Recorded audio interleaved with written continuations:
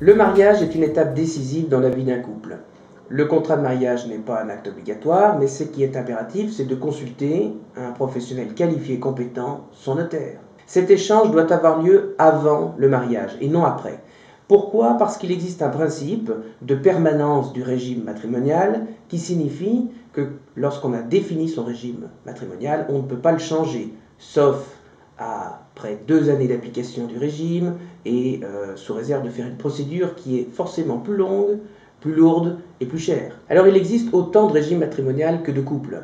Le régime matrimonial par défaut est le régime de la communauté réduite aux acquêts, qui n'est pas un mauvais régime, mais qui peut ne pas convenir à tous. Alors dans ce régime de communauté, il faut savoir que tous les revenus générés par le couple après le mariage et toutes les acquisitions post-mariage sont acquises à la communauté. Restent propres en revanche les biens reçus par succession ou donation par chacun des époux.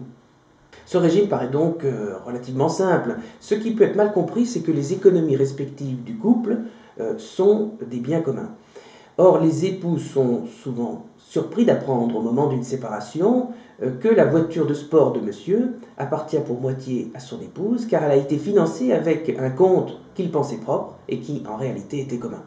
En revanche, ce régime est peu protecteur des intérêts du couple lorsque l'un des époux exerce une activité dite à risque, commerçant, profession indépendante. Pourquoi? Parce qu'il n'y a pas de séparation de patrimoine en termes d'actifs et de passifs. Du coup, la dette de l'un pourrait contaminer le patrimoine de l'autre. Dans ce cas-là, la seule solution sera d'adopter par contrat de mariage un régime de séparation de biens. Le régime de séparation de biens est le seul qui permette de compartimenter les actifs respectifs de chaque époux et leurs passifs respectifs. L'inconvénient du régime de séparation de biens peut résider dans un certain déséquilibre des patrimoines du couple, surtout lorsque l'un des deux ne travaille pas ou plus.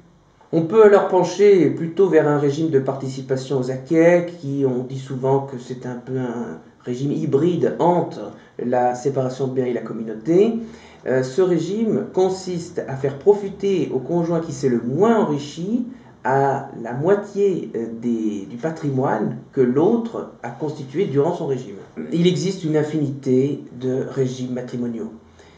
Ce qu'il faut bien distinguer, et qui est important parce que souvent on s'aperçoit qu'il y a des confusions, c'est que le régime matrimonial a pour vocation de définir les règles de vie pendant le mariage, et à côté de cela, nous avons toutes les règles de succession, c'est de savoir comment le conjoint sera traité d'un point de vue successoral. Quels sont les droits du conjoint survivant, qui eux sont les mêmes pour un couple marié, que ce soit sous un régime de communauté ou de séparation. Il y a deux choses qui sont bien différentes, mais il s'agit là d'un autre débat.